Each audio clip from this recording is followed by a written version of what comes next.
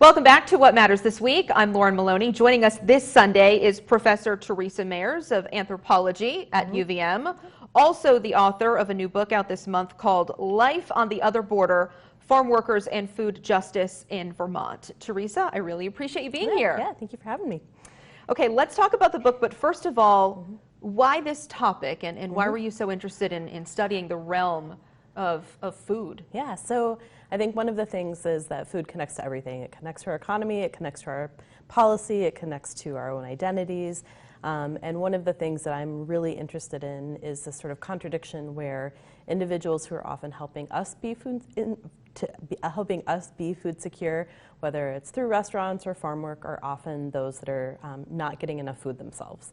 And when I came to Vermont, while I'm an anthropologist, and typically anthropologists work overseas or work, in communities that aren't their own, I like to do the work close to home. And when I moved to Vermont, the idea of researching food access here within the farm worker community it hadn't been done, and it was something that I was really interested in. When it comes to the borders, there is so much talk right now on the southern border. Absolutely. But your research started, 6-7 years ago, as you said. Is there that much of a difference when you compare then and now? Yeah, absolutely. So I think one of the things that I sort of processed through the book, or realized through the book, is I thought I had all of my data collected, and then we had our last election. And that certainly has had an important impact in how we talk about migration, how we talk about borders. And so I ended up doing some follow-up research after the election as well. And we don't necessarily, when we think about borders, we don't think about the U.S.-Canada border. We often think about the U.S.-Mexico border for a good reason, because that's where there's a lot of things happening. But one of the things that I realized through this project is for individuals who have crossed through that southern border and are now living along this northern border, the idea of sort of living in a borderlands is something that they experience every day. And whether it's because of a fear of border patrol or a concern for ICE, that's something that is really predominant in their daily lives. Okay. So let's go back into one of the main points that we were told about that might be astonishing to some. 18% of Vermont's undocumented migrant farm workers are food insecure. Yeah. And that's hard to believe, you would imagine. Yeah, so and if you look at how that compares to the Vermont average right now is about 10%. And I think one of the things that I realized through this book is that the way that we measure food insecurity, the way that we get at those numbers, is actually, in my mind, undercounting what's really happening. Because it does have this assumption sort of built into these surveys that if you have money, you have food. And with farm worker community here in Vermont, money is not necessarily the most pressing issue that they experience when they're trying to access food. Oftentimes it's getting to the grocery store, getting time off from work, getting a ride to the grocery store, having a lack of fear about going grocery shopping. And so while there's certainly, the numbers demonstrate that 18% of the individuals who I surveyed, I would say probably nearly all of them describe the really significant access barriers that they have that can't be captured in sort of numbers, but are captured more in stories. So it's time to get the food. Yeah. I see. It's often the time to get the food, the time between shifts, but it's also about sort of getting to the store and being unafraid to go grocery shopping. Individuals will often describe the fear that they experience going off the farm, the fear they experience being in public, and that has to do with the fact that it is a border state. The majority of workers are here without documentation, and there's a very realistic fear about being in public.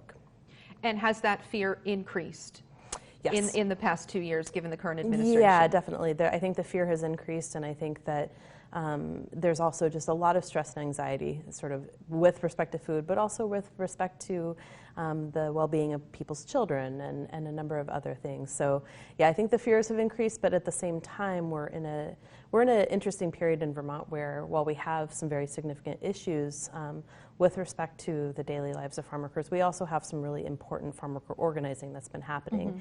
And I feel like the time has really come where a lot of Vermonters are much more aware of what's happening with respect to migrant labor in the state. Was this one of the more surprising things you found out was this an avenue you expected to really dive into? Yeah, it was. It was what I set out to research, but what I think I was surprised by is all of the different connections that you can make through food. And so one of the things that I became very interested in is how food insecurity and hunger in Mexico or in Guatemala was often some of the reasoning why people have migrated to begin with. So definitely having a concern linked to poverty and linked to some of the economic challenges back home is often what is encouraging people to move in search of work. And so I think I was surprised not necessarily by the results, but I was surprised at how many things then sort of fell out of those results and the different connections that started to be made. And what are you hearing from that community, the migrant farm worker community? Yeah, so a lot of this work, I do some applied work in the community as well, specifically in partnership with UVM Extension.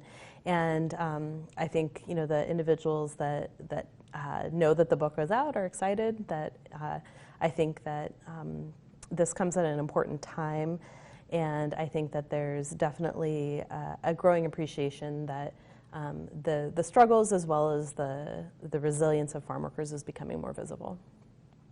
Was it easy to get the interviews?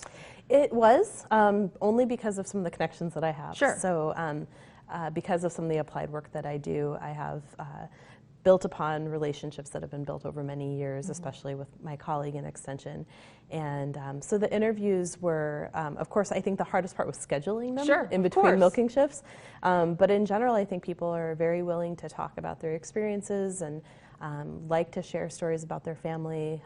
And I really only started doing the interviews after several years of being in the field and meeting people. And so that relationship was there? Yeah, the timing was important there. Okay. Well, it's definitely relevant. It's definitely an important topic now more than ever. Yeah, so I certainly appreciate you being here. Thank you so much. Yeah, thank you. We'll be right back on What Matters This Week.